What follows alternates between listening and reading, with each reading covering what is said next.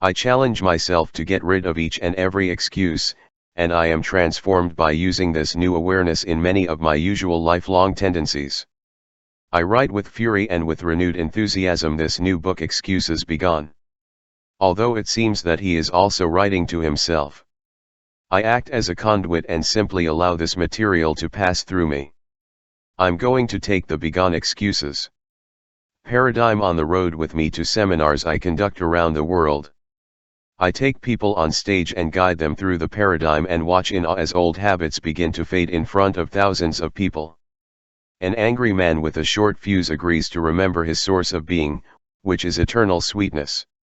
A woman stops smoking on the spot and turns it into a public pronouncement. A shy young woman in hers changes her subconscious programming and commits herself to a life of assertiveness and not victimization. A woman suffering from an eating disorder for years, who looks like a refugee from an extermination camp, lets me guide her through the paradigm, agrees to eat a healthy meal, and decides to let her long-standing excuses go on the spot. You are no longer a person with an eating disorder. Jump into June and the 3-hour engagement program at Excuses Begone. Airs nationwide in all major markets. Millions of people in the US and Canada view my presentation of this material on how to change anything about themselves that is not in harmony with who they would like to be, regardless of how deeply ingrained these behaviors, habits, or even illnesses are. The answer is overwhelming. The book ranks number 1 on the New York Times bestseller list, as does Dr. Bruce Lipton's The Biology of Belief.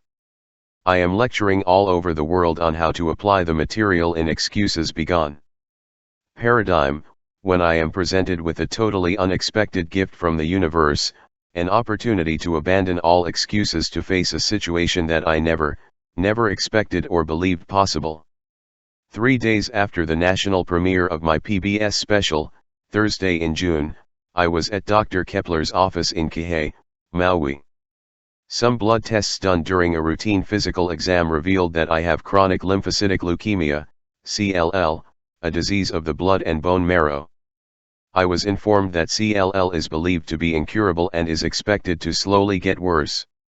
When I look back at my first reaction to the diagnosis of leukemia, I was in shock.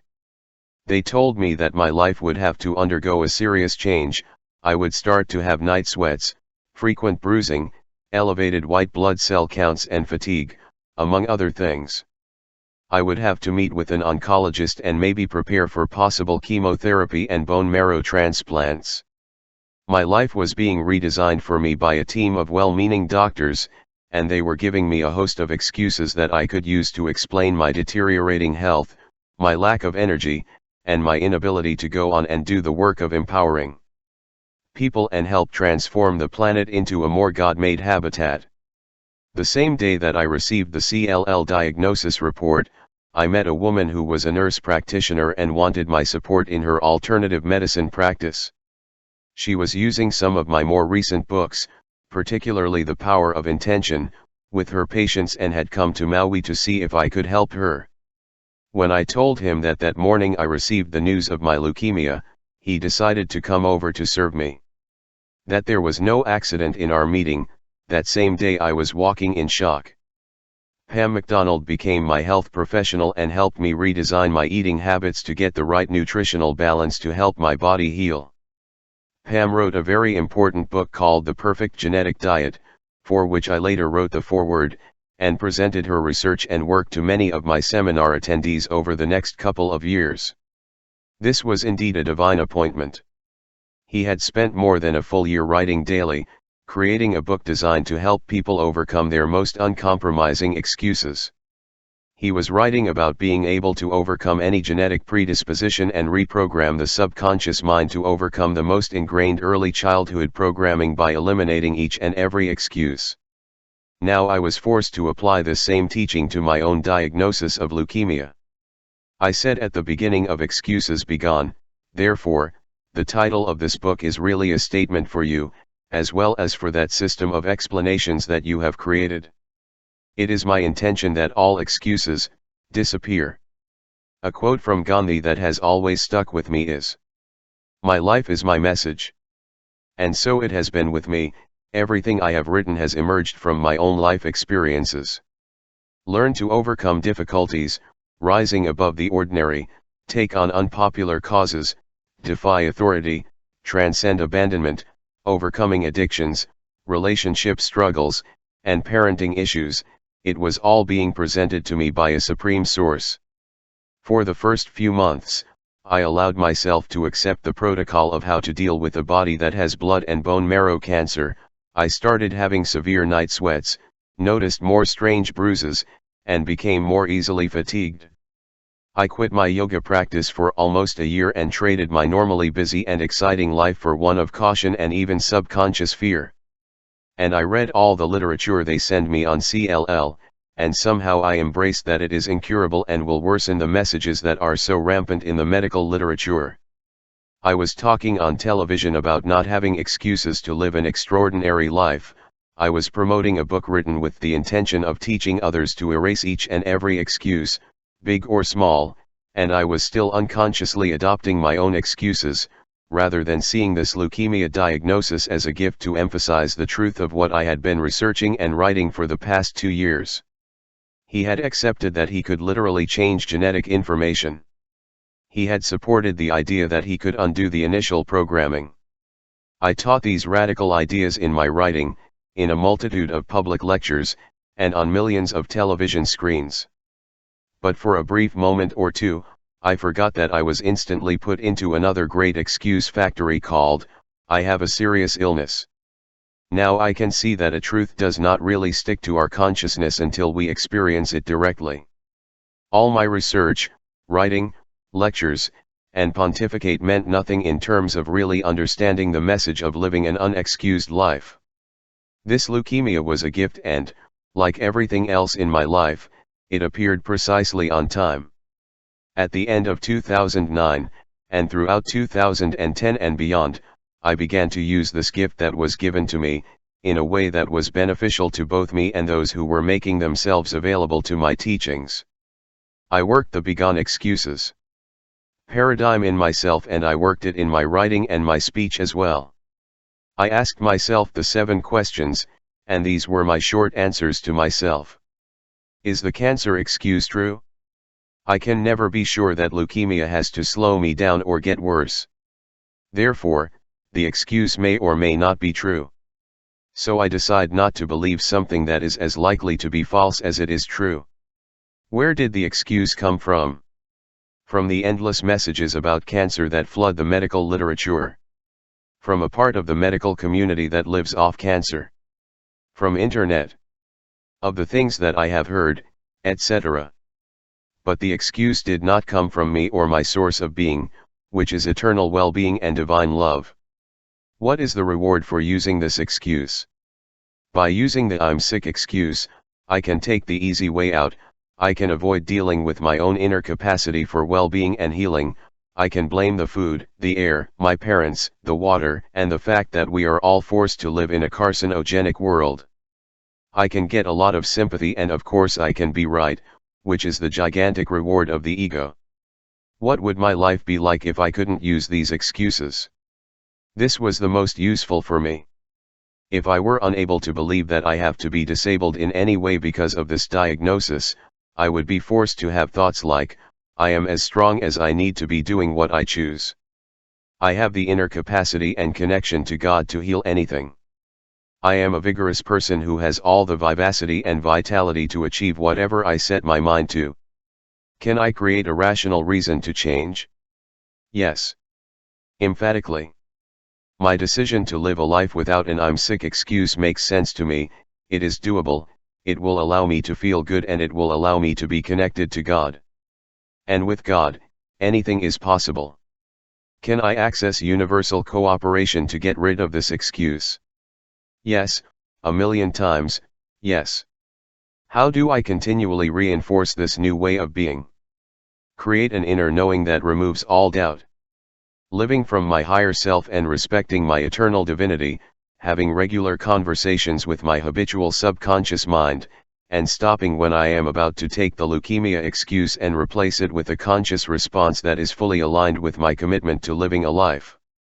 Healthy life. Practice more meditation and reduce the noise level in my life. Spend more time in the ocean and in nature. Make my connection to my source to be my number one relationship in life. Work the paradigm regularly. From this perspective of seeing more clearly, it is now evidently obvious to me that my writing and my lectures on living and excuses have disappeared. Life came at the exact moment God told me, here's an opportunity for you to really take this message home. Now practice what I have revealed to you about yourself and continue your commitment to serving others in a spectacular way. It is the spring of 2011 and I have been living with my diagnosis of leukemia for almost 2 years.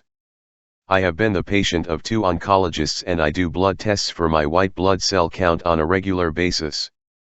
I have been following the eating protocol outlined and supervised by my friend Pam McDonald, who is a nurse practitioner and expert in alternative medicine. I have stayed away from Bikram hot yoga for the last year on the advice of my doctors. I've been practicing the begone excuses paradigm on a daily basis, and I have included my leukemia diagnosis in my lectures as an example of how I am dealing with this situation in my body. ABC World News picked up this story and aired a national segment on my leukemia diagnosis that ran the day after Thanksgiving last year. I heard from Dr. Raina Piskova, an eye surgeon who has a practice in Madera, California. She tells me, I am going to make a second trip to Brazil to see Juan de Dios. I would very much like you to come too. I can't stress enough how important I feel this is to you. A man who calls himself Juan de Dios has been treating people for over 40 years in Abadiânia, Brazil. Millions of people from around the world have come to this small town to receive treatment from this simple man whose surgeries are performed by entities that enter his body. I know of Juan de Dios and the stories of miraculous healings that have emanated from the Casa de Dio Emanatio because 8 years ago my wife, Mark Eileen, visited him twice and was asked to attend one of his healing sessions. For a long time I thought that I would love to visit there and experience firsthand this unique person and the miracles that I have read about. Make one thing very clear, I do not heal anyone, God heals, and in His infinite goodness He allows entities to heal and comfort my brothers. I am simply an instrument in the divine hands of God. While many are skeptical of this miraculous man from Brazil, I have come to a place in my life where I have an open mind to everything. I plan to join Raina on her journey, but decide not to due to my impending writing deadlines. However, she is on a mission for my healing and makes intricate arrangements for me to have a remote healing experience. She tells me that she is almost possessed, so sure is she of my need to experience the divine healing offered only by this man in the small town of Abadiânia. Through FedEx, send holy herbs and holy water along with instructions to me. She tells me to take the herbs, to dress in white and to take a photo of me from 4 different angles for Juan de Dios to see. After emailing the photos, they tell me that the surgery will take place on the night of April 21, 2011, which is my mother's 95th birthday. I go to bed at 10 o'clock on Wednesday night according to instructions. I sleep in all white clothes, I drink the holy water and meditate in peace. In the morning I wake up to a phone call from Raina, who will also be operated simultaneously with Juan de Dios in Abadiânia. She informs me that I need to go back to bed and sleep for the next 24 hours, and treat this remote healing in the same way as if a local surgeon had removed my gallbladder. I listen to Raina's pleas, however, I do not listen. I feel fine and I don't remember anything that happened during the night. I decide that I am going to take my normal 90-minute walk, and perhaps the entities could not locate me for any type of healing because Juan de Dios was in Brazil with a time difference of 7 hours. I walk out the door but do not advance more than 500 meters before collapsing. I need the help of 2 of my children to get back to my room. They help me get back to bed and that's where I stay, sleeping for the next 24 hours, just as Raina had instructed me. I am fatigued and feel exceptionally weak. As the days go by, I take on flu-like symptoms, cough up phlegm, and can only eat a little soup. This is my condition for a full week. No exercise, no swimming, no walking, just detoxing from something invisible that I don't understand. Reina tells me over the phone that on Thursday in April, precisely 1 week after the remote surgery, I'm going to have another remote procedure called removal of the sutures. There are no sutures, of course, and there would be none for a blood cancer cure. Wednesday night, April 87, at 11 p.m., 6 a.m., April 88 in Brazil, I take my designated blessed herbs and drink the water blessed by Juan de Dios, and I lie down dressed in white. I am weak and a little haggard from not having eaten any solid foods and being quite ill for the last week. I wake up the next morning feeling very different from what I have felt before. The first thing I discover is that my new wristwatch has stopped working. This is strange because it is a precision instrument that guarantees that it will not malfunction or waste time. I walk out of the room to greet my son and daughter, and I am overwhelmed by deep, unconditional love for both of them.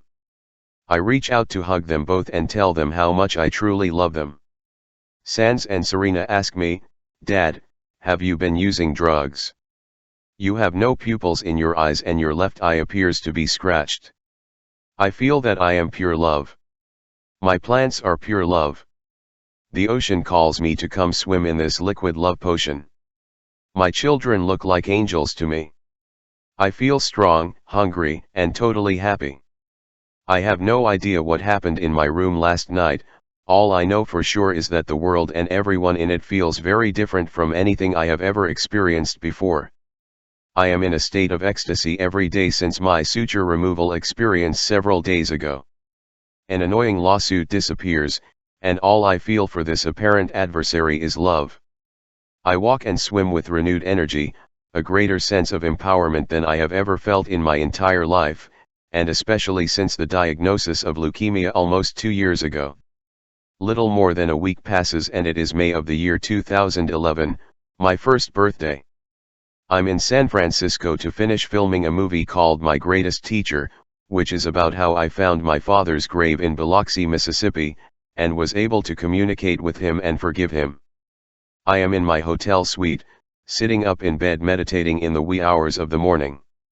Suddenly I am overwhelmed by a very strong feeling that I need to be an instrument of an outpouring of unconditional love. I grab a wad of dollar bills and walk out of the St.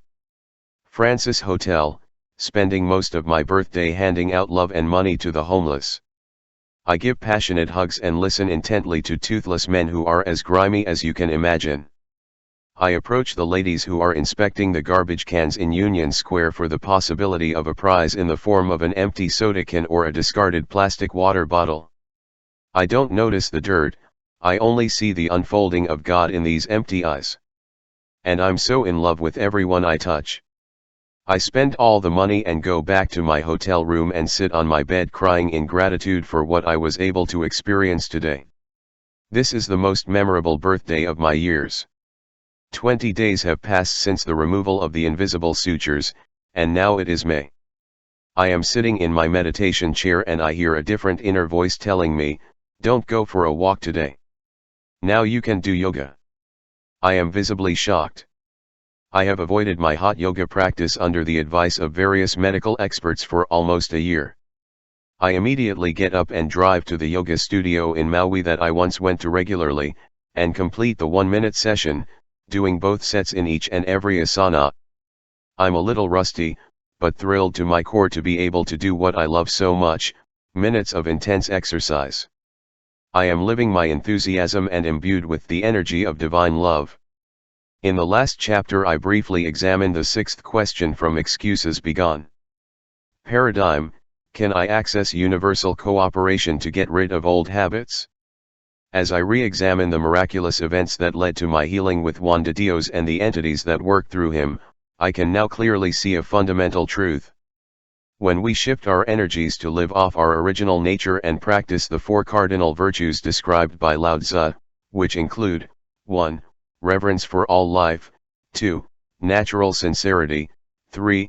Gentleness, and 4. Support, we align ourselves with our only source of being and receive universal cooperation. These 4 virtues are not external dogmas, they are part of our original nature. That my experience with Juan de Dios and the miraculous results that followed these strange events were all a function of my shift to a more God-conscious place in my life. The familiar message of the New Testament is, with God, everything is possible. That leaves nothing out, including curing an incurable disease. Dr. Reina Piscova's insistence that I have an encounter with entities through Juan de Dios was in fact a divine intervention. It was related to my adherence to the 4 cardinal virtues when I made the change to live more and more of an excuses begone. Perspective. I can see quite clearly that the presence of this leukemia was an opportunity for me to teach, through my own example, how to live from a place without excuses and divine love. I know that Reina's persistence in putting me through this experience was inspired by a force greater than both of us. I know this to be true, because Reina has confided to me that it was impossible for her to shake off or even ignore this burning desire of hers that I experience these healing entities firsthand. 5 months after my remote healing experience and the vitality I regained from remote spiritual surgery, I was invited to the Omega Institute in Rhinebeck, New York, to attend a 4-day meeting where Juan de Dios would appear in person. Some people a day, dressed only in white, passed him, and the entities performed various types of spiritual surgeries. They put me in line with everyone else, with no special priority of any kind. When I stood in front of this man of God from Brazil, I was just one person in a long line of people. He looked at me and said in Portuguese, "You are fine," 3 words that flooded me with tears of gratitude and deep emotion. Later, I sat in what is called the current room at the invitation of Juan de Dios, and drank the loving energy that permeated the entire conference center. Debbie Ford, an old friend and colleague, was in the cabin next to me at Omega. She was there to undergo spiritual surgery for a rare and debilitating cancer that she had lived with for many years. Several times a day, after her intervention with the entities, I went to her cabin to speak with her about my incredible healing experience. Despite how weak I was, I saw in his eyes the feeling that something truly miraculous was happening, and I was so happy that I had decided to take this journey. Even though she finally succumbed to the disease in 2013, I felt like this beautiful soul was also being healed on some level. The morning after I heard the words of the entities through Juan de Dios, I was invited to address the entire contingent of people in a huge tent. Looking out over a white sea, I told them about my experience and what they had told me the day before, and rededicated myself to sharing this gift and helping more people move into a God-made place where they can engage the one divine mind. To send universal cooperation your way. I have long held the belief taught in A Course in Miracles that there are really only 2 emotions, fear and love. When we are afraid, there is no place for love. When we are in love, there is no room for fear. When I look back with a clearer sense to the experience I had the morning after the removal of the suture, it is clearly obvious to me that those divine healing entities placed a kind of enchanting love within my consciousness, and in doing so there was no more space. Because of fear. Never before had I known the feeling of love for everyone and everything that soaked my being. The very word leukemia is so loaded with forebodings that I must have internalized some of the uneasiness associated with the idea of having cancer cells flowing through my blood. The first day after my suture removal experience, I went to my fridge for a non-alcoholic beer, which I have done every day for some time. Although I stopped drinking alcohol many years before, I still enjoyed the taste of non-alcoholic beer, but that day, something told me that this was not what I should be consuming. I let go of an old habit at the time and have not been tempted to put that drink on my body again. The remote healing experience led me to seek healthy ways to love and care for myself, and for some as yet unknown reason, that non-alcoholic beer no longer resonated with me as a healthy habit. Now I know for sure that this experience was orchestrated by a force much greater than myself. I have always affirmed that I am a teacher, and this experience, along with so many other wonderful events, was given to me to use as an example to serve and support others. I no longer say, "I have leukemia," which I said routinely during the first days of my diagnosis. Instead, I start each day with the statement that the entities spoke to me while I was standing before Juan de Dios, I'm fine. In fact, I am in perfect health. I have learned to use these two words with great reverence. This is the name of God as revealed to Moses in Exodus 3:14. I don't use anything external to myself to define who I am or what I am doing. I do not determine my health status based on what a number says in a medical impression. Therefore, I have avoided looking at those kinds of reports. I feel strong, I eat healthy, I exercise daily, and I have a meditation practice that allows me to be in conscious contact with God. What I see most clearly today is that I have divine assistance, which I believe is true for everyone. By eliminating fear, I have allowed divine love to fill my inner consciousness. And this love, which I have felt so personally and so powerfully since that day in April when I experienced the full impact of remote surgery, has been my healing. I don't need to look anywhere else for validation of my claims. I'm fine, I'm in perfect health. That it is my own presence that I really am who I am and determines my state of health. My job is to live each day in a state of gratitude for this presence that I am. I am here to also teach all who will listen that they too have this invisible divine I am presence. It is their very essence and they must trust it and remain in an exalted state of appreciation for it every day. Sufis tell us that when we walk through the garden and step on a thorn, we must always remember to give thanks. For the thorn of leukemia that brought me closer to my own presence I am, and the only divine and omniscient mind of God, I offer a sincere thanks. Thank you, thank you. I'm reading a little book that is creating the kind of epiphany awareness that happened years ago when I first read Dr. Albert Ellis's book A Guide to a Rational Life. Throughout the short chapters of this book, I keep feeling like you are telling me, there is something of great importance here to you, pay attention and take notes. For example, I love these words from the last chapter: in all creation, in all eternity, in all the realms of your infinite being, the most wonderful fact is what is emphasized in the first chapter of this book: you are God. You are the I am, the one that I am. The book is The Power of Conscience by Neville Goddard, who wrote 10 books under the pseudonym Neville. It's like a magnet in my power, I read, then sit down and reflect every few sentences, then write myself some notes. I try to put it down, but it keeps calling me to pick it up again. I have had this experience many times in my life, and when it happens, I know that there is a force at work that tells me that this is part of my life plan, a dharma that I cannot ignore. By November 2010, I listened to many of Neville's lectures and completed 4 full readings of The Power of Consciousness. I order 8 copies of the book as a Christmas present for each of my children, encouraging them to explore this radical idea that imagining creates reality. I ask that you let me know how you feel about the book after reading it, and I give you one of Neville's most shocking quotes. Assume that you are already what you are looking for, and your assumption, although false, if held, will become fact.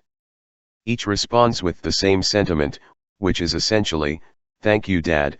I tried to read it and had to reread it over and over again, and then I got lost. Too deep, too confusing." To me, Neville Goddard's words retain their power to electrify, as he easily states that our thoughts create the world, and they do so in the most literal sense. I feel almost compelled to make his teachings more accessible and understandable to the contemporary world. I decide to write a book called Wishes Fulfilled and create a special 9th PBS engagement to present the empowering ideas he has sparked in me. I feel that these could lead to, and perhaps initiate, an acceleration of the shift in the collective consciousness. My own path has been to take somewhat abstract and often overly complicated ideas and make them available in a simplified and understandable way. I feel like this is what Dr. Maslow passed it on to me at his death, to introduce the average person to the hidden powers of self-realization that are latent within each of us. Neville passed away in October 1972, just as my writing career was beginning. Now, some 40 years after his passing, his many lectures and books are awakening a sleeping inquisitor within me. So far I've written books, and the ideas Neville offers churn inside me like a cyclone that needs to be expressed. I begin a complete reading of the New Testament, paying special attention to the words of Jesus, who offers divine wisdom that we are all God. Our highest self is God, it is our pure essence. We come from God and we are God, we just have to get past the many mental viruses and religious teachings that want us to believe this is nonsense and blasphemy. I then immerse myself in Ascended Master Saint Germain's I Am discourses and feel the excitement roaring through me as I realize that the two words that I am are the name of God as reported in Exodus, and that every time I say those words I mean the name of God. I read The Power of Consciousness for the 5th time in less than 6 months. I am eager to put these powerful teachings into practice in my own life, so I retreat to my sacred writing space on Maui every day and melt into them. I see that the greatest gift that I have been given is the gift of my imagination. By placing in my imagination a statement of I am God realized, I and all of humanity could achieve any goal. This only requires assuming now the feeling of the wish already fulfilled. I declare myself well, I am in perfect health and the universe responds by sending me the energy that matches my statement. I am that it is firmly lodged in my imagination. I live in an ecstatic consciousness. My hand moves through the empty pages and fills them from I don't know where or how. They are using me as an instrument. The chapters keep flowing and I love this almost automatic writing feeling. I write about what I consider the 5 most outstanding teachings of Neville's work, the work of Ule S. Anderson, and the channeled teachings of Saint Germain. Meanwhile, miracles happen every day. I speak with my producer Nikki Vettel, and we have the full blessing and permission of the powers that be on PBS to create a 3-hour special. This will air across the country for years to come, giving millions of people the opportunity to discover what I am so excited to share. I refuse to allow the fear of potential criticism from those who have a different view of God to make me hold back something. I study the words of Jesus and his many pronouncements. I make no effort in filming the actual video for this 9th PBS special. March 2012 arrives with the new engagement special, Wishes Fulfilled, which airs in practically all television markets in the United States and Canada. Over $18 million is raised for public broadcasting in the United States, bringing the total raised to over $200 million from 1998, when I began this journey of visiting almost every PBS station during the week of commitment. The Wishes Fulfilled book jumps to the top of the New York Times bestseller list, and I receive a ton of emails from millions of people telling me of the many miracles they have seen happen in their lives as they apply the spiritual messages in my book. I say a silent prayer of gratitude for Neville's brilliance. He took the psalm, "You are God's," as the literal truth of man's condition. I carefully studied all of Neville's teachings, particularly those on the power of consciousness, and I studied the words of Jesus and the I Am discourses, and did my best to keep all these divine messages simple, understandable, and applicable in the world. Now, I observe with great pride and personal enthusiasm the enormous positive response to these teachings, the awareness that God is not an external concept but rather an internal consciousness. That knowing that we are fused with God, beyond the ego, the manifestation of our desires is not only probable, it is guaranteed. I am so blessed and proud to have had the inner drive to read, reread, study, and put into practice the words of this eloquent and charismatic teacher. Neville captures the pure logic of the principles of the creative mind like perhaps no other figure of his time. Your work has come to me these last 2 years with the insistence that I pay attention, study it carefully and make it available to the widest possible audience. These wishes fulfilled teachings carry with them the power to make heaven on earth come true. I have often quoted the Buddhist proverb, when the student is ready, the teacher will appear. Although it is not always evident in that moment, all of our experiences in this life, even those that are painful, have a true and necessary purpose in the path of our soul. Today I can see quite clearly that Neville's teachings struck me at a time that seems to have been exquisitely in tune with my degree of preparation as a student and teacher of higher consciousness principles and spirituality. In the early days of my writing, as I indicated above, I never mentioned the words God, spirituality, or higher consciousness. This was because I was writing from the place of my own preparation. The teachers I needed during that time were helping me bring my message of motivation and self-development to audiences. As my level of preparation rose, so did the spiritual awareness of the teachers who appeared. When I look back, I can see that my entire career was beginning when I was that child in an orphanage. I can see change happening throughout all my years in high school, in the military, as a curious college student, as a young school teacher, as a college professor, and for over 4 decades as a writer of many books and speaker for millions of people around the world. From a distance, I look at everything and can see the patterns from my early days to now as a septuagenarian.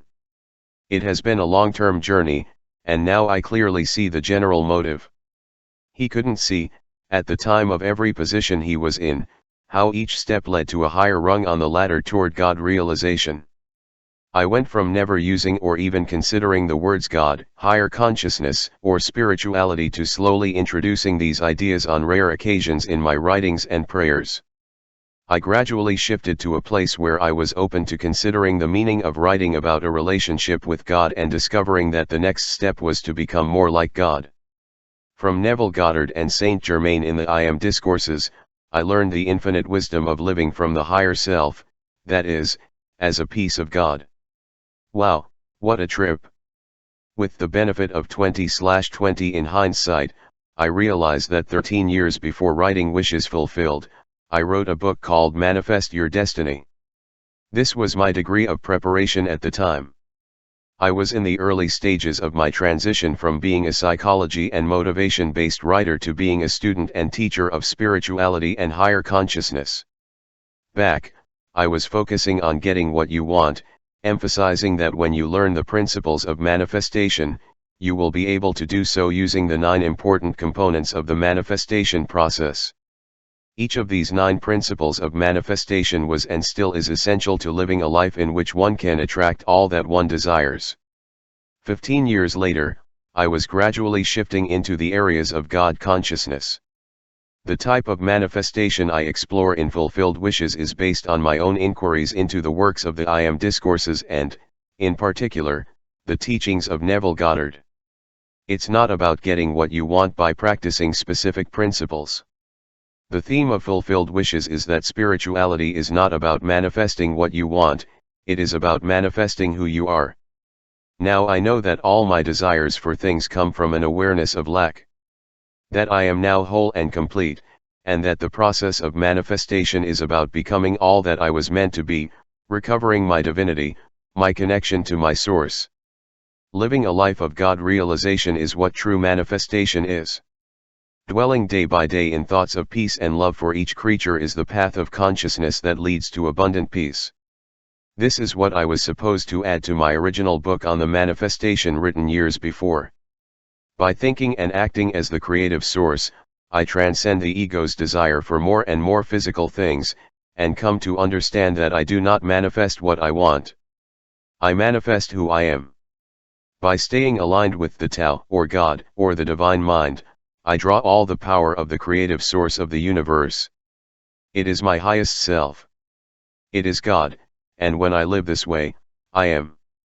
I can also see clearly now that my fascination with Neville's teachings and the I Am Discourses was being driven by a force that wanted me to understand that it is only by being aligned with God consciousness that one can attract spirituals. The guidance of those who have left this earthly domain. By avoiding judgment, criticism, condemnation, and all thoughts of harm, angels of higher consciousness recognize themselves in a person who is connected to pure love, and the universe will conspire to open those doors to abundance and the supreme happiness that have remained narrow, closed. Now I see clearly that the longer a person lives a life of divine love, the more guidance he receives from non-physical sources. The message here is clear to me now. In the highest vision of the soul, an awakened angel is agitated, so use your imagination in such a way as to keep it fully aligned with divine love. Not that these powerful teachings, which became the backdrop for Wishes Fulfilled in 2012, were unknown or unavailable to me 13 or even 5 years earlier, it is always a question of preparation. I became more open to the ideas that spirit guidance was there for me, and to the idea that God was not an external concept but deeper within me and everyone who ever lived. The Creator planted a fragment of Himself within humanity, a spark of His I am nature that can grow into the fire of understanding that in my most basic essence, I am God. As my own personal disposition moved to accept what was once considered a radical concept, the teachers I was ready for began to appear with amazing alacrity. What was once dark and discarded by me at an earlier stage in my life became sensitive and intensely exciting. Fueled by my enthusiasm, this evolved through me in the book and the PBS special titled Wishes Compliments. On the national television broadcast of my 9th PBS special, based on Neville's teachings and I Am speeches, I was able to bring Anita Moorjani on stage to tell the amazing story of her near-death experience and death. Subsequent incredible end-stage lymphoma cure. Anita's story came to me at the same time that I was preparing to receive these mind-blowing teachings. This teacher came into my life when I was able to help her publish her book, Dying to Be Me, and I had the privilege of writing the foreword. Anita discovered firsthand that she was not separated from God and that she had been healed from the ravages of a debilitating cancer that had advanced so far that she had only a few hours to live. No one who had been in this terminal stage of cancer had survived, yet Anita returned, cancer-free, to teach others what she had learned during her unconscious, near-death comatose state. His story has touched the lives of millions of people and the book instantly became a New York Times bestseller. Now he travels the world sharing with the public what he learned and knows for sure. All we have to do is treasure our own magnificence and know in our hearts that we are always committed to God, and to God, truly all things are possible. All the circumstances that had to fit, so that I could know the phenomenal experience of Anita on the other side. My insatiable desire to place her in Hong Kong, help her tell her story, arrange for her book to be published, and then bring her to America to appear on my PBS special was all choreographed by a higher power. Millions of people were able to change their own development as a result of Anita's book and the emergence of PBS. They needed to see and hear from someone who had experienced the power within all of us and reinforce the idea that we are all God. I am in awe of the exquisite synchronicities that were at stake here. In fact, when we students are ready, the teachers and teachings just magically appear. It is the middle of June of 2011 and I am back in Assisi. Several months ago I arranged with Reed Tracy, my close friend and CEO of Hay House, my exclusive editor for the past 12 years, to promote this journey we call Experiencing the Miraculous. The itinerary takes us to fly to the holy places of Assisi, Lourdes, and Medjugorje by private plane. In each of these three places, where verifiable miracles have occurred, I will give a 2-hour lecture. 162 people, the maximum number of seats on our chartered plane, have signed up for this once-in-a-lifetime trip. This is my third visit to the house of the saint who has been so pivotal in my spiritual evolution for the past 20 years, and I knew when I was planning this spiritual odyssey that I had to return here. My vision is to truly live the ideals that define the life of Saint Francis of Assisi, who has been such an enormous force in my life over the past decades. When I check into the hotel, I am offered a brown robe to wear, designed in the same way that the monks of the Franciscan order wear, and like the one Saint Francis wore when he founded this spiritual order more than 800 years ago. I put on my robe and walk around the hotel grounds here in this town in central Italy, and I'm in a state of semi-amazement to be back where I found those miracles of healing in the 19th century. I touch my knee in remembrance and offer a silent prayer of gratitude to the man whose face I watched as he asked me to stand up with John Gray Bill dangling from my back, and he gave me a healing that prevented me from even considering knee replacement surgery. The next day, our group, which includes 3 of my children, visits the many holy sites that are a testament to the influence that one person can have on the world's population, more than 8 centuries after their passing. Francesco's life was one in which he had a deep connection with Jesus Christ. He was convinced that living a Christ-conscious life could literally bring forgiveness, love, faith, hope, light, and joy to a world where people are willing to let go of revenge, hatred, doubt, despair, darkness, and sadness. I was deeply moved to receive permission to lecture the following evening in a very special place that had never been available for such an event before, the Church of San Pietro, a Benedictine abbey that was founded in the 10th century. We are also given permission to bring a video camera to record this conference. Francesco is surely playing a role by allowing me to lecture and film it here. The date of my lecture is the summer solstice. Tuesday, June. That night we are greeted by a Franciscan monk as everyone quietly enters the church. He smiles approvingly when I talk about this amazing structure, which was here in Assisi at the time that Francesco and his devotees were trying to make an impact on the corruption that had so infused the Catholic hierarchy at the time. This is an electrifying environment, yet it is serene and remarkably quiet. There is a statue of Jesus on the cross, and I will speak in a few moments under this ancient sculpture. As I wait behind the scenes, I feel a tingle that is unlike anything I have experienced before speaking.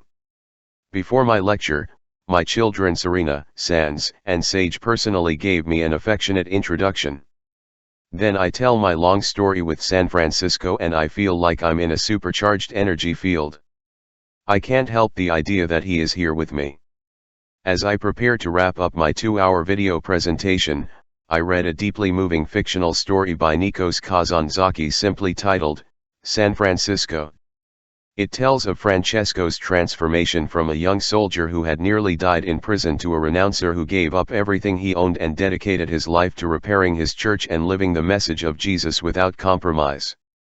The story is told through the eyes of Francesco's constant companion, Brother Leo. I have read this particular novel 5 or 6 times and it always stirs up deep emotions in me. Now I choose to read a short passage in which Francesco faces what he fears most, a leper, whom Jesus has ordered to kiss him on the mouth to eradicate his apprehension towards those so horribly afflicted by leprosy. As I read the story to the group, I was suddenly filled with excitement. I freeze on stage and can't keep talking. I am crying uncontrollably. I have lost control of myself. I feel as if another being has taken over me. For the first time in more than years of public speaking, I feel like I am not myself. I am not Wayne Dyer, giving a lecture that is being filmed to be part of a spiritual travel journal. I merge with this being that has been in and out of my life, sometimes on the periphery and sometimes deep within my soul. We become one. Tears run down my face and I feel Francesco as if he has merged with me. There are no words to describe this feeling. My hands are outstretched and the audience stands in the church and just holds out their arms to me. They stay with me and I feel their loving embrace even though there is no contact or movement. There is no applause, the conference is complete. I am both an emotional wreck and a supremely ecstatic piece of God. People come up to me as I leave church and tell me that they have never been in such a fast-paced space and at the same time it has taken their breath away. I know something very dramatic and powerful just happened.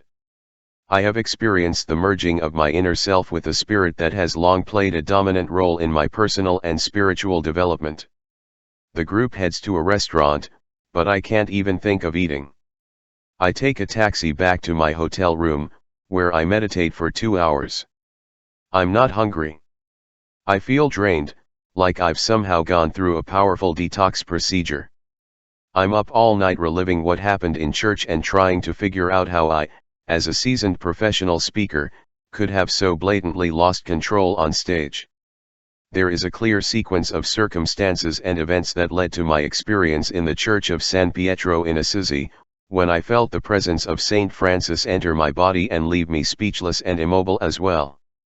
Up until that day of the summer solstice of 2011, I had written and spoken a great deal about the concept of the unity and fusion of souls as God realization is achieved. In each of my books, beginning with You'll See It When You Believe It, written more than years before, where I wrote an entire chapter on unity, I was able to speak sensibly about these esoteric topics. That the many books that followed were my attempts to further expand this idea that we are all connected, and that this idea of being completely fused with another spiritual counterpart is a genuine possibility. But my clearest vision today, when I look back, is a view of myself at that altar in the incredible church where Saint Francis once stood, in that magnificent city of Assisi. They took me to a place where I could really experience the difference between writing about the unit and experiencing it firsthand. It is like the difference between knowing God through the writing of others and knowing God by making conscious contact with God. It was time to see the bigger picture of my life's journey from a young writer and speaker on psychological matters, to a supposed level of experience in spiritual pursuits, to finally come to know through my own personal experience with St. Francis. This was truly a divine appointment arranged by the invisible forces that handle such heavenly affairs. It is similar to my absolute knowledge today that the years I spent in a number of foster homes and orphanages in the first decade of my life were offered to me as the only way I could really get to know the idea of self-reliance. I see those early years as the path that I was commanded to traverse, the necessary first baby steps that I needed to internalize in order to have self-reliance firmly implanted in my consciousness. My early writings on the unity and interconnectedness of all souls on a spiritual level were my tentative steps towards the final realization of being able to experience them firsthand. Saint Francis has been a prominent figure in the overall pattern of my life, since I was a child intrigued by the possibility of a secret garden, to this day in which I have become a recognized spiritually influential teacher. In the Creator's eyes, he had to have more than a cursory knowledge of Francis of Assisi. I had to not only get to know him, I had to become him. That day of the summer solstice I knew without a doubt that we had momentarily merged. Everyone present at the Abbey that day could also feel the presence of Francis. And when I saw photos of myself from a variety of different cameras at the time, there were huge orbs visible. In fact, I included one of those photos filled with those mysterious orbs in an insert in Wish's Full Compliments. While I was putting the finishing touches on that book, I received a letter from Brenda Bobinski, who had been in the audience at a recent talk I gave in Canada. She wrote to tell me about a light that surrounded me on stage during my performance. Then something even stranger happened. Dr. Wayne, I was talking about San Francisco, and before my very eyes, it was transformed. Your body was dressed in a long robe and your features were transformed to be Saint Francis of Assisi. It lasted only a moment, but it was powerful, emotional, and very, very real. But then something even stranger happened. You started talking about Lao Tzu and you became him. A long braid ran down your back and I could see your face completely transform into Lao Tzu. Again, it only lasted a moment, but the experience will last with me forever. For most of my life, until very recently, I would surely have dismissed such an event as not only impossible but delusional as well. But now I see with a much clearer vision. I was there at the Abbey of San Pietro in Assisi once before when this holy man came to me. I saw for a split second a vision of him imploring me to get up, and in that moment I had a healing of my damaged knee that defied all medical guidance. Before that, Francesco entered my wife's heart and mine and touched our souls as we sat and meditated in the chapel where he lived and died. On that day of the 2011 solstice, I felt that I became one with this divine being for a few precious moments, in front of the video camera and before the spiritual seekers. Francesco experienced stigmata for the last 2 years of his life. His devotion to the Christ consciousness was such that he became one with Jesus. Today I clearly see that the true essence of living from a place of pure unconditional divine love is to become one with our source of being, thinking, and acting firmly as God. When one's being is saturated with pure love, as it was for me on my third miraculous visit to Assisi, giving a talk about the impact the saint has had on me, telling the story of how Francesco discovered that Jesus had come to him in the form of a leper and how he had overcome his fear by kissing that leper on the mouth, in that moment, divine love united me with Francesco and we became one. I have always loved observing Mother Teresa, as she looked into the eyes of those she literally pulled out of the gutter. Each one of them is Jesus in disguise. I know that we are all connected, all one. Unconditional divine love can be so empowering that it can hurt Christ, it can allow one to see the development of God in everyone, and as I learned in those magical moments in Assisi that are recorded on a DVD program called Experiencing the Miraculous, you can merge the souls of what only appear to be two separate beings into one unit. Since that day in the Church of San Pietro with San Francisco, I have felt it with me at all times. I am humbled by the mere thought that I could have mingled as one with such a being, if only for a moment, but more likely for eternity. I will meet 350 people who have agreed to join me on a cruise in the Mediterranean Sea, aboard the fabulous Celebrity Cruises flagship, Equinox. I announced to the group that I have arrangements to give 5 two-hour lectures while at sea, traveling between Rome, Santorini, Istanbul, Athens, Mykonos, and Naples. In addition, I plan to give a 1-hour lecture at the site of the House of the Virgin Mary, in Ephesus, Turkey. The theme of this particularly special conference will be, In the Wake of Our Spiritual Ancestors, which is also the theme of this Odyssey. During the past 2 weeks I gave 2 public lectures in Scotland and England, where I spent time preparing for the special date of September 30, 2012. This is when we will meet at the stone house that is believed to be where the mother of Jesus was taken by St. John after the crucifixion, and where she lived until her ascension. This house is now a Catholic and Muslim shrine, located on Mount Koros in the vicinity of Ephesus, Turkey. My lecture will take place outside the old stone house where hundreds, if not thousands, of people will pass. A film crew will record this event, as they have been doing during all the conferences and visits to these historic Mediterranean sites. I have been thinking about the spiritual saint who lived not far from this site in Turkey, Maulana Jalal al-Din Rumi. He was a poet, jurist, theologian and, most significantly, a Sufi mystic. And his life overlapped with that of Saint Francis of Assisi for approximately 19 years. Rumi was born in 1207 and he was 19 when Francisco died in 1226. Although he lived during the 20th century, in 2007 he was described as the most popular poet in America. I have been reading and quoting Rumi for almost 30 years. He has become a very important figure in my life, on a par with many of the spiritual teachers I have written about here in these pages. In fact, I have been almost obsessed with the life of this man considered a saint in both the Muslim and Christian world. Its importance is considered to transcend national and ethnic boundaries. In the early 1980s, shortly after the revolution in Iran, I received a letter from a woman named Maryam who lived in Tehran. She had read in her native Farsi a recently published edition of Your Erroneous Zones, and it brought Rumi's works to my consciousness. Since then, he has been in continuous communication with me, through letters from his home in Iran. It has been almost 3 decades since Maryam first connected with me after falling in love with the ideas presented in my first books.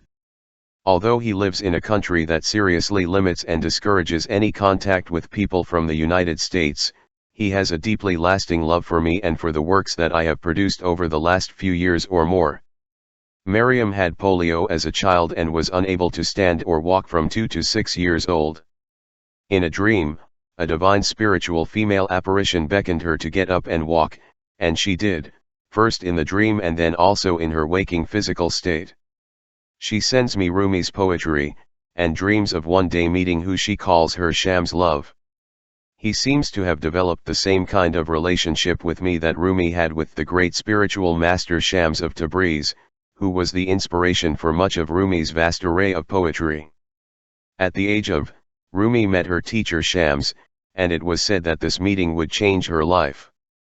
The love that existed between them during the 4 years of their company was considered divine. His love for Shams and his grief following the death of his teacher, some say it was sparked by Rumi's own son, inspired a flood of love poetry that has been translated into many languages and persists to this day. Maryam's letters, gifts, and occasional phone calls throughout the decades speak of a kind of holy love covenant between us that transcends the cultural and global divide that separates us. His most fervent wish is that one day we can meet in person, although that has always seemed impossible because the laws of his country prohibit him from obtaining a visa to visit North America.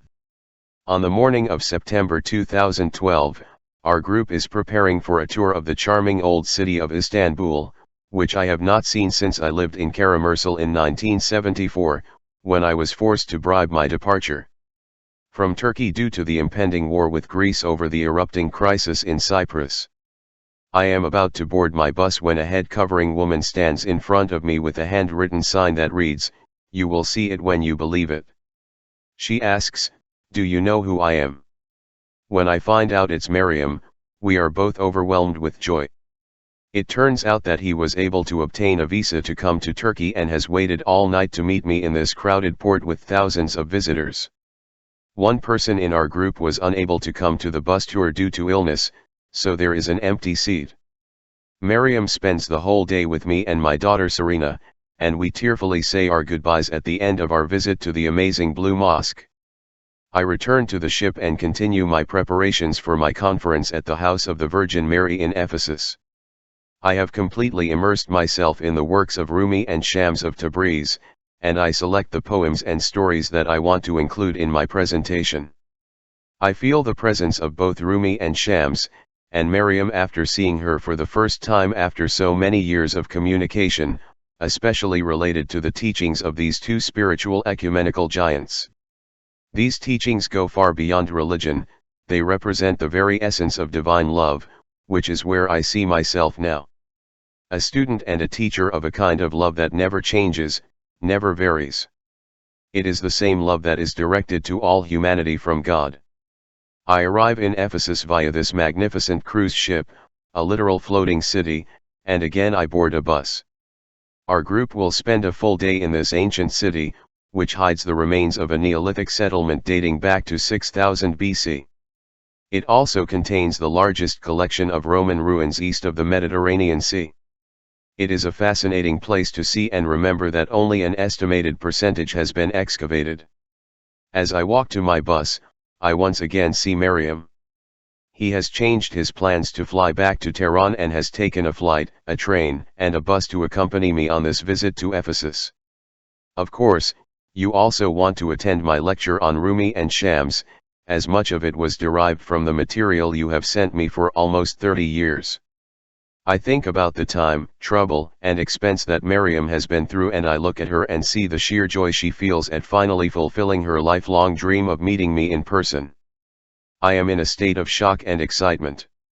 Having Miriam accompany me and my daughter through the excavated city of Ephesus still feels almost like a dream, and now lecturing on Rumi at the House of the Virgin Mary with her present will also be exciting and challenging. This woman has read all of Rumi's works, including the 6-volume Mas-Navi, which is a spiritual writing that teaches Sufis how to achieve their goal of being in true alignment with God.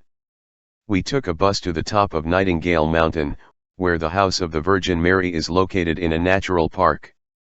The 350 members of our group are seated in an area adjacent to the stone house, the foundations of which date back to the 1st century AD. Legend tells us that the Virgin Mary came with the Apostle John to this house, where she lived until her death. I introduce Miriam to the group, including the hundreds of visiting tourists who have stopped by to listen to my talk and watch the video camera crew recording this event. I recite a series of poems by Rumi and Shams and tell of the great love that existed between these venerable spirits. I tell the story of Miriam and myself, and everything it took for her to be by my side on this stage. I remember the story Miriam told me about her years as a polio victim and how a blessed woman in her dream told her to get up and walk, after more than 4 years without even being able to stand. I remember the vision I had of Saint Francis while I was in Assisi and how he appeared for a few seconds as an apparition and told me to get up and heal my diseased right knee, right on the spot. I look to my left and see the royal home where the Virgin Mary came, and I remember how Mary is mentioned not only in Rumi's poetic works but also in the Quran. I complete a 70-minute video presentation on the awakening of our spiritual ancestors, particularly Shams and Rumi, who spoke of a kind of healing love that goes beyond any religion. It is September 30, 2012, the 805th birthday of this man who has become such a divine force in my life, in large part due to the love that Miriam in Iran had for me, and continues to have to this day. From today, We say happy birthday to Rumi, and we go to the house of the Virgin to light a candle and feel the energy of love that surrounds all those present today. I have spent a considerable amount of time in recent months in Assisi, Lourdes, Medjugorje, and now in Ephesus, all places of worship where the apparitions of the Mother of Jesus have been recorded and documented. I mean the birthday of the man whose teachings on divine love have inspired millions of people around the world, regardless of their cultural or religious beliefs. I am with Maryam, who was healed from the devastating effects of polio as a young Muslim woman by the vision of a spiritual apparition. All attendees are moved by these and many other ironies. We boarded our buses after a deeply portentous experience at the Casa de la Virgin. We return to the port, and I am in the middle of the most tearful sobs when Maryam tells me, "Now I will take you with me to eternity." She gives me a lot of gifts for all my children and almost collapses in my arms when I hug her and say goodbye. You who seek God, apart. What you seek, you are. If you want to seek the face of the beloved, polish the mirror, look at that space. These words were written by Rumi as a tribute to his master Guru Shams of Tabriz. When I look back at the shocking day in Ephesus, I believe that these words, which I read just before giving my lecture at the House of the Virgin Mary, are a symbol of the place I have been guided to, not just on this cruise on the Mediterranean and my meeting with Maryam, but also for my whole life. It is about recognizing that God is not something that lives apart from us. If we polish the mirror and look at that space, what we will discover is that God resides in what is reflected. On the anniversary of Rumi's birth, when I made my presentation at that holy site, for the past 3 weeks I had been doing almost nothing but immersing myself in the life and teachings of Maulana Jalal al-Din Rumi and Shams from Tabriz. They were both visitors to my heart and soul, just as Ellis, Maslow, Saint Francis, Lao Tzu, and others had been in earlier times in my life. Having Maryam, who had first introduced me to Rumi and Shams almost years before, appear so completely unexpectedly and stand next to me while I spoke and recited Rumi's poetry was a divine appointment for me. This felt particularly significant as it took place in the last earthly residence of the Mother of Jesus, whom Maryam suspects may have been instrumental in her cure from the polio she experienced until she was 6 years old. Today I can clearly see that all these coincidences that came together on Rumi's birthday in Ephesus allow me to know the meaning of the words attributed to him as a tribute to his teacher, whom he loved so adorably and unconditionally. For Rumi, love is the urge to reunite with spirit, divinity, and the goal toward which all things move. The illusion is that we are separated from this divine source of ours. All our efforts in love, according to Rumi, are to get closer and closer to what is our original nature. This was the essential lesson of both Saint Francis and Lao Tzu, to merge in oneness with God. Abandoning the demands of the ego and living from a place of divine love, a love that never changes, never varies, is steadfast, never slips, as is the love of Jesus, Buddha, and all divine spiritual teachers. That they were leading me to go beyond knowing that we are all pieces of God, and to experience the inner glow that comes to us when we finally know it on an experiential level. I reached a new level of understanding of everything I was reading in the weeks leading up to meeting Maryam and giving my talk on the works of this great Sufi teacher who transcended all religious and cultural identities. This essential message was, and is, that all matter in the universe obeys the law of divine love, which is a movement to evolve and seek unity with the divinity from which it has emerged. These poetic lines express Rumi's teaching and my call to divine love. I wandered the lands of Christendom from beginning to end searching everywhere, but he was not on the cross. I went to the temples where the Indians worship idols and the magicians sing prayers over the fire. I found no trace of him. Riding at full speed, I looked across the Kaaba. But he was not in that sanctuary for young and old. Then I looked directly into my own heart. There, I saw him. He was there and nowhere else. The he that Rumi saw was her own highest self, God within. But beyond this recognition of our own holy presence is the will to be an instrument of this love and to radiate it to all of God's creations. I am challenged to love everyone as Shams challenged Rumi to love beyond any condition or restriction. Loving as Maryam has loved me and my teachings for 3 decades without ever having seen me with her eyes. These are the words he wrote to me after our visits to Turkey. I haven't stopped crying for leaving you yet, on the way home, to work, day and night. Tears flow from my eyes wherever I go, whatever I do. There is no one, not even you, who can understand how I feel after I have returned, only me, God, and Maulana Rumi. Thank me, but it is I who should thank you for calling me on stage to have the honor of being by your side and talking about Maulana Rumi. Morde Bodamzana Zende Shodam, I was dead, I came to life, Jerai Bodam Khande Shodam, it was tears I turned to laughter, Dowlate Esh beloved man Dowlate Payande Shodam, the kingdom of love came and I became the eternal kingdom, Maulana Rumi Wayne, I feel that Rumi is among us, I mean not in the middle, but inside you and me and makes us feel closer than at any other time. This is not an accident. Love is our destiny. When I look back at the amazing events that occurred that day, I remember how for more than 3 decades, Maryam has loved me, through the birth of many of my children, through the death of her own parents, through the healing your own ailments. Through political extremism, through wars and forced separations, he never wavered. She has been a messenger for God, bringing Rumi and Shams of Tabriz to me and allowing my heart to open to a new kind of love. It is not a human love, which changes and varies, not a spiritual love, which varies but never changes, but a divine love, which never changes and never varies. All my endless hours of reading and preparing for that presentation in Ephesus, and I still had no idea that Maryam would just show up on a crowded dock when I got on a bus. As I participated in my preparations and research, I had no idea that I would be at the house of the Virgin Mary. I also didn't realize that I would be there on the birthday of the world's most beloved Master of Divine Love. I sit here and write in a state of amazement at everything that happened that day. Everything to teach me those words from Rumi. Love has arrived and it is like blood in my veins and in my flesh. It has annihilated me and filled me with the Beloved. The Beloved has penetrated every cell of my body. There is only one name left of me, everything else is Him. This is what my name remains. Love is my essence.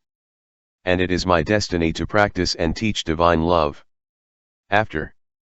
See your life more clearly, now. There are so many benefits that can and will accrue to you if you are willing to examine your own personal history from the perspective of having an open mind and with the intention of seeing everything that has been presented to you with clearer vision. By recounting all the circumstances that were important turning points in my life throughout the pages of this book, I discovered some truths that I would like to share with you so that you too can enjoy the benefits of looking at your life, then and now, through clear lenses. The only fundamental idea I have is that we all live in a universe that has intelligence behind life, and that intelligence is innate in every creation. This universal mind is complete within each of us, and we only have to discover it for its power and perfection to be ours. I urge you to apply an unobstructed view to everything that has happened to you and everyone who has ever entered your life. You are a piece of the creative force that is the matrix of all matter. The events or people that appear in your life are not due to chance and coincidence.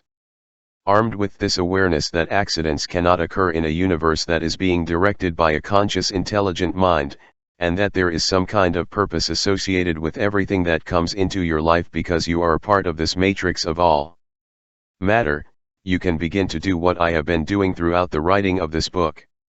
Begin to pay close attention and view each event and each circumstance, particularly those that result in dramatic changes, as the guidance of this divine organizing intelligence. Throughout history there have been so many familiar names for this force that inspires human beings to choose to go in a direction that produces beauty, love, and truth. This invisible intelligence is eternally with you and offers you something in every moment, in every encounter, in every situation and in every circumstance.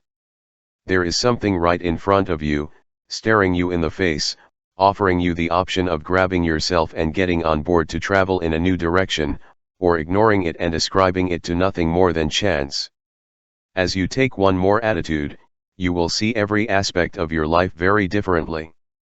With the benefit of hindsight, I can see and write about these momentous changes that were in the process of taking place. I had no idea how far they really were. Now I can see the entire tapestry of my life as one continuous pattern. I see that this invisible force was offering me free passes to move in the direction of my life purpose. I urge you to look back at your own life with all the honesty and frankness you can muster and see how those strangers that just showed up or those important events that happened offered to encourage you to align with your own life purpose. You always have the option to pay attention and take an unfamiliar and perhaps risky path. You can also choose not to pay attention and stick with the version of your life implanted in you by family and cultural influences that dictate precisely what your limitations and aspirations should be. The real benefit of looking back at all those important events in your life and seeing how that invisible hand of God was there for you at that moment is not repeating your entire past looking for hidden meanings, but waking you up to become a more conscious person. Now, today, in the present moments of his life. What I know for sure is that there are teachers and teachings everywhere. Every moment of our life offers us the opportunity to pay close attention to see the person who approaches us not as a stranger, but as someone who appeared in the right place, at the right time. Seeing an unfortunate event not as my bad luck but asking, what can I learn from this here and now? Instead of going through a long period of suffering before seeing why he aligned himself with this seemingly regrettable circumstance. When I look back at my life, I am not too far off the conclusion that there is some kind of plan that is always at work, even if it is largely unknown as it unfolds. It is not a huge exaggeration for me to conclude that this plan is being directed by the same force that keeps the planets aligned, opens the buds of all flowers and brings to life all kinds of creation here and everywhere in the universe as well. Now I pay much more attention to what is presented to me, and I am willing to listen carefully to any inclination you may have and act on it, even if it takes me into unfamiliar territory. I urge you to do the same. Examine the major turning points in your life and take a good look at all the supposed coincidences that had to come up so that you could change direction. At that moment you consider it a coincidence, you had free will and you made a decision. At that very moment there was something much bigger than you, something you are always connected to, that was also at stake. That something was setting up the details so that you could fulfill the purpose for which you signed up when you made the jump from spirit to form, out of nowhere, to the now here. The teachers are always there. Your willingness to pay attention and listen carefully to your higher self, and act on what your intuitive self tells you, enlivens your awareness of your teachers. Sharpen your perception and be willing to trust that what you feel inside is what you should be doing, regardless of what everything and everyone around you may be saying otherwise. This is the advantage of adopting a mindset. There are many discoveries to be made when you open your mind to the possibility of divine intelligence moving all the pieces of your life in harmony with your ability to have free will and make decisions. He discovers that the Dharma of his life has indeed been established and, within that same predetermined set of reality, he is free to make decisions. You will also discover that this divine force, or the Tao, is nothing more than pure unconditional love. One of my most respected teachers, Carl Jung, expressed the paradox this way: at the very moment that you are a protagonist in your life making decisions, you are also a spear wielder or an extra in a much larger drama.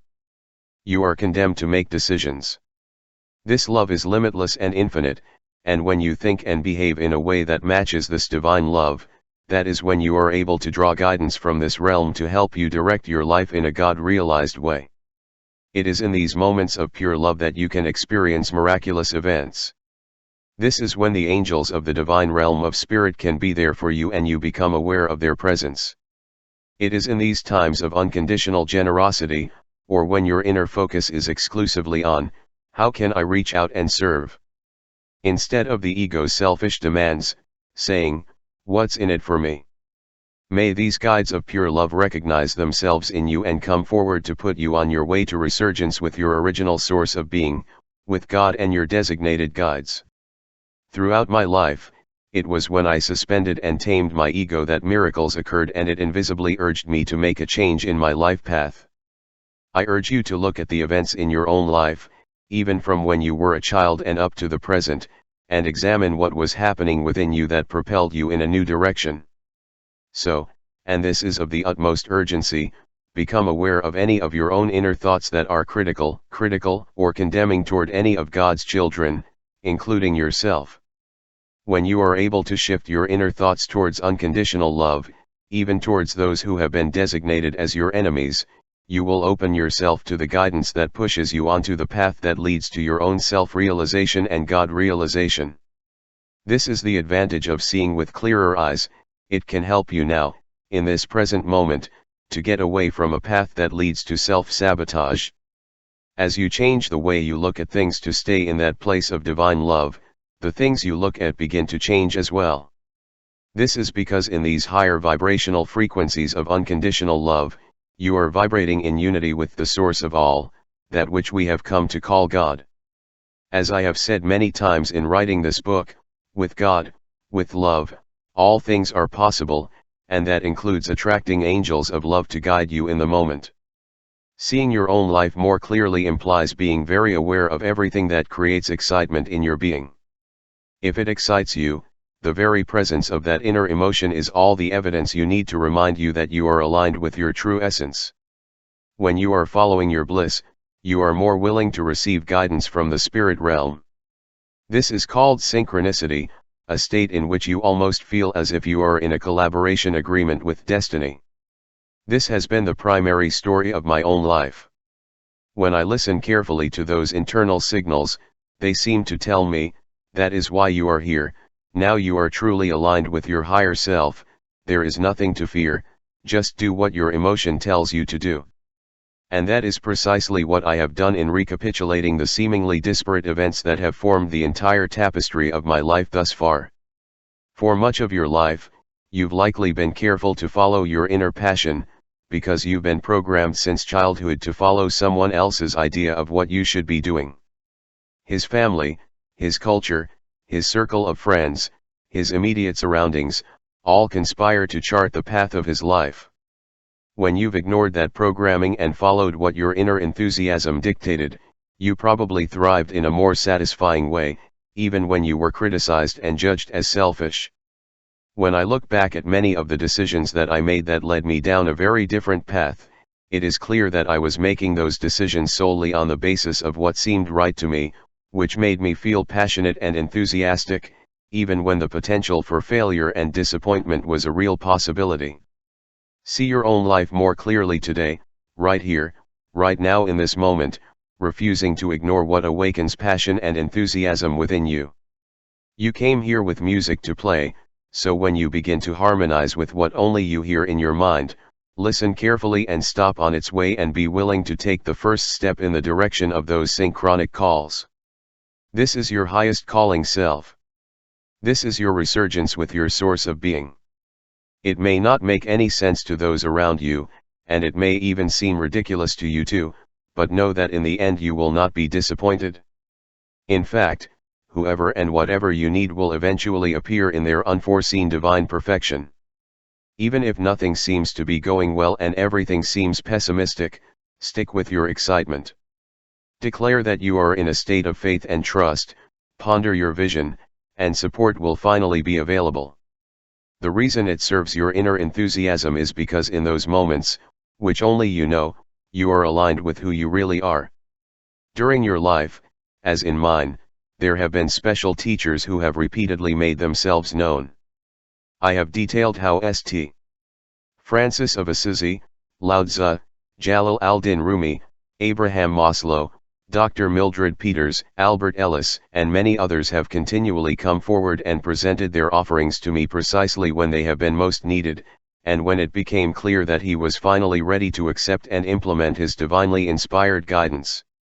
If you are willing to review your past with a loving conscience, you will recognize many teachers who have been there for you throughout your own life. You were willing to listen to some of them at that moment and act according to what they offered you due to your level of preparation, and other times your level of preparation was at such a low level that you did not even recognize the divine moment of their arrival or comeback.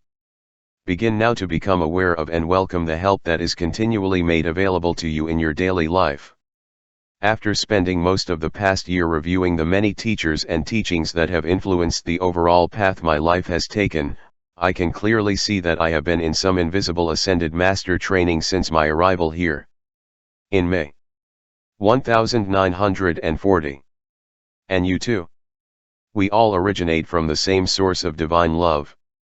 As we grow and mature, we all have the freedom to choose to stay connected to this source, or to leave God behind and live up to the demands and inclinations of our false self, the ego. Ralph Waldo Emerson, another one of those ascended masters who has been knocking on the door of my inner consciousness since I was a teenager, and perhaps even earlier, offers us this observation. Within man is the soul of the whole, the wise silence, the universal beauty, with which each part and particle is equally related, the eternal. Yes, he said, it is within us. That means you too. This is your inheritance from your source of origin, and this eternal one continually sends emissaries. They are composed exclusively of the wise silence, the universal beauty. It is up to you whether or not to follow his strong urges or ignore them because you are not prepared for such advice. These beings of light and love are all around you and have been since you came to this physical presence with which you identify so strongly. They leave clues and omens, and sometimes their guidance is subtle and confusing, but they are there, and all you need to do is start paying attention to your intuitive feelings and then act fearlessly on what they seem to be communicating to you. The more you trust this intuition, the more you will see things in pure alignment with your own dharma. Go with what you feel inside, the beat of your soul activating your enthusiasm. It is inviting you to the next step on the ladder of a life that leads to the light. As Rumi said, the moment you entered this world of existence, a ladder was placed before you to help you escape. Translation by Andrew Harvey. I am grateful to you for permission to reprint this quote. There are so many helping hands that invite you to take control and move forward to escape the illusion of this world of existence. Ascended masters, angels of your higher self, well-meaning teachers, family members, strangers, a series of events, and what seem like strange circumstances, all are working seriously to help you ascend the ladder that is rooted in ordinary consciousness and ascends to the heavenly world of extraordinary life and higher consciousness. Be willing to be persuaded to move fearlessly to the next rung and the next, paying close attention to your guides. Our ultimate mission here, in this physical incarnation on planet Earth, is to resurface with our source, the only eternal one, to recognize ourselves as a being of love and light, a piece of God, so to speak, and to practice thinking and acting on our own, the same way that God does. Every turning point or moment of insight that helped me climb that ladder that was placed before me at birth came about as a result of an inner intuitive knowing that I had to put less and less emphasis on my ego and its continual thoughts of what it is. In this for me, I learned that I wanted and needed to change to act and think like God. God, our source, the great Tao, the divine mind, is about serving, reaching and taming the selfish demands of the ego that always insists on more things, more popularity, more approval, more recognition, more earning and more ownership. When I go on to contemplate what is the best way to reach as many people as possible with a message of hope, kindness, joy and, above all, love, and exchange of material benefits, I feel the emotion expand within me. So it seems that the most synchronous help just shows up right on an invisible schedule to me. Examine your own movement to see more clearly, and when you are at what you know to be a crossroads, or where two roads diverge in a forest, ask for help. Seek advice to move in the direction in which the ego is less and less a determining factor. Ask yourself how to fulfill your soul purpose by serving others first. Critics may say that my life's work is making money and making a name for myself so that I can enjoy fame and popularity. I have spent thousands and thousands of hours sitting alone at a desk, in front of blank sheets of paper waiting to be filled with the ideas that resonate within me. I can honestly say that I have never engaged in this lonely activity of writing books with the idea in my head that I was going to make money, or acquire fame for all my efforts. Every step on that ladder that Rumi talks about has been taken because I have been guided and pushed by so many teachers and profound teachings that it was almost impossible for me not to put my foot on the next ascending rung and pull the rest of my physical apparatus towards a more exalted and elevated consciousness. It all happened because I was willing and ready to reach out and serve and to spend time and energy alone in a room away from all distractions, and I put on the pad of paper before me what I absolutely insisted on being expressed by me during the betterment of others in some way that I never need to fully understand. Whatever fame and wealth that came into my life is not because I was chasing it. All the results are because I actively followed my enthusiasm and trusted the guidance that emerged along the way, and because something within me practically forced me to do this work. It is the same thing that has pushed me tonight to leave the comfort of my home and my family and sit here writing. As Dr. Redl used to tell us, self-actualized people should be what they can be. They do not know how to repress those burning inner desires that simply must be expressed. External rewards are just bonuses that come when you confidently move in the direction of your own dreams and strive to live the life you have envisioned, to quote Henry David Thoreau. As you may have read, he is one of those teachers who has come forward to me since I was a 15-year-old boy awaiting punishment for my civil disobedience in high school. Review your life at the key moments when you were involved in some kind of climactic experience and were pushed in a new direction. Think about your soul and what it really means to be motivated by your inner thoughts, rather than using an artificial outer barometer as your life guide.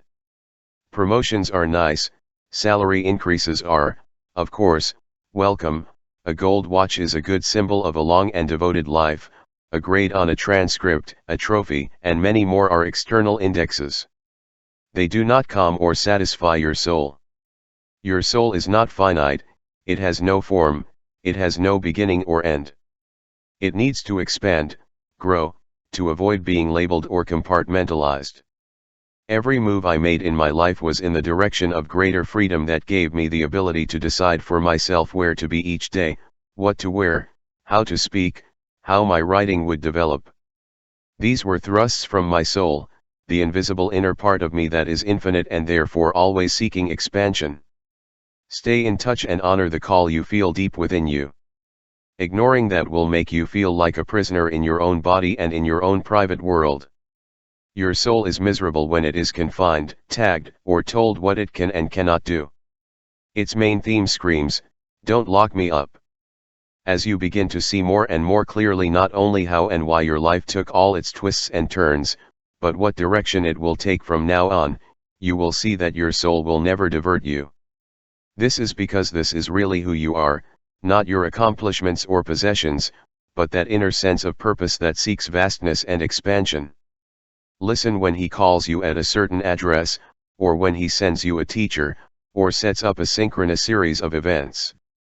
It all feels so eerily exciting when it happens because your outer world is finally connecting with your soul's innate need to keep expanding. It must and will always stimulate it in this way because it is infinite and therefore must continue to grow. What is infinite cannot be labeled or put in any kind of box for safekeeping. Doing so would deny its own nature and make it the opposite of infinity, which is finite. As I review many of the momentous changes that took place in my life, I can see much more clearly now that much of what prompted me to climb higher steps of the ladder, which Rumi described as my escape route from this material world, was I use it from my own imagination. If I could have a clear image of myself focused on a new endeavor within my imagination, and if I could train myself to act as if that inner image was already a present fact, the rest of the work of making it all materialize seemed to be almost seamless. Effort. When I was in the Navy, I thought to myself, I was going to college. Trying to escape a war zone in Turkey, I saw myself leaving the country long before the opportunity presented itself. In dealing with resistance from my first editor, I had a very different picture in my imagination than the experts had in mind for me and my book. And that's how it has been for most of my life. Use your own imagination as an internal model of what you absolutely intend to manifest. Then act as if that current dream is a present fact. This has been my secret tactic to manifest the life I intended to live. I urge you to make full use of this procedure detailed in my book Wishes Fulfilled. Examine the relevant moments in your own life when you felt compelled to move in a particular direction, considering how much faith you were able to place in that magical creative place within yourself, your imagination. Everything that exists now in your life and in this entire physical world had to be imagined first. So if you can't imagine it and act like it's already a fait accompli, then you can't make it your reality. I use the phrase I am as a statement of fact, regardless of what people around me say, or even what my own eyes and ears tell me to be true. I am is the name that God used to identify himself with Moses and with all future generations. I encourage you to use these two words to first see in your imagination what it is that you intend to see, manifest in your physical reality. I declare every day that I am well, I am in perfect health, I am happy, I am love, I am God. I don't need to see the numbers on a medical report or hear someone else's opinion about my health. This great mystical power is available to you. Use God's name as your affirmation to create the life you want, to become the person you want to become. When you make an absolute statement by placing your I am presence squarely at the center of your imagination, and refuse to consider any other option, you achieve the results you thought you were only imagining. When you assume the feeling of your wish as already fulfilled, your wish eventually hardens and becomes a physical reality. Use this presence of I am for everything that you intend to manifest from this day forward. When you do it with integrity and an inner knowing that does not allow for skepticism or doubt, you will begin to see how you can take charge of your life in your human hands. Reconnect with your source of being and live a divinely inspired life as a co-creator with God. I love this Oscar Wilde quote, "To become the spectator of your own life, is to escape the suffering of life." It offers the key to the end of all suffering. All you have to do is become a spectator of your own life. I call this cultivating your testimony. The way out of any discomfort is to simply start noticing who is doing or not doing anything. If you are sad, all you have to do is realize who is experiencing the sadness. The one who realizes it is already free from sadness. If you pay close attention, you will notice that sadness is not you, it is just a part of the nature of a human being. But you, as a viewer, are simply the inner being that is aware of everything you are noticing. Daily I cultivate and invite the kind loving witness to replace my being so identified with what I am observing.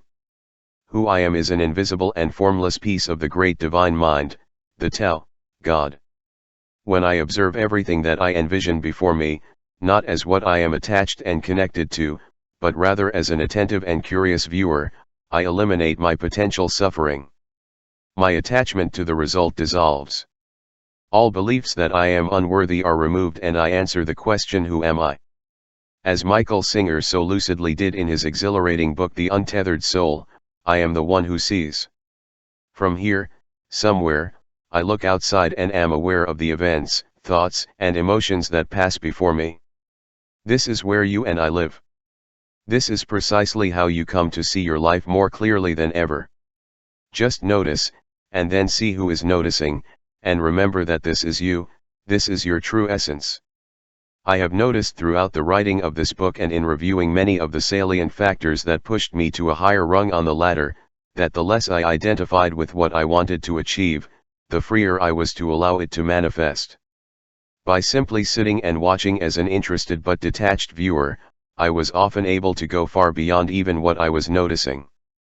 The less attached I became to what I wanted to achieve in my life, and the more I cultivated this idea of testimony, the more I could look at the next stage of my life with a new and less worrisome vision. I loved what was put before me, but I had no attachment to the result.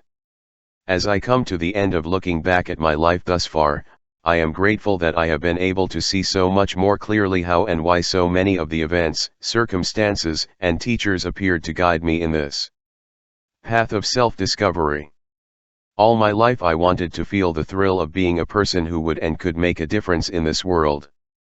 There has been an invisible guide for me in each and every step of the way, as well as for you too. To access that guide, I encourage you to commit to being absolutely true to what exists nowhere but within you. This is the great secret to seeing more and more clearly and living your life from a place of passion and purpose. Love. I am Wayne. End. I can see clearly now. Wayne Dyer.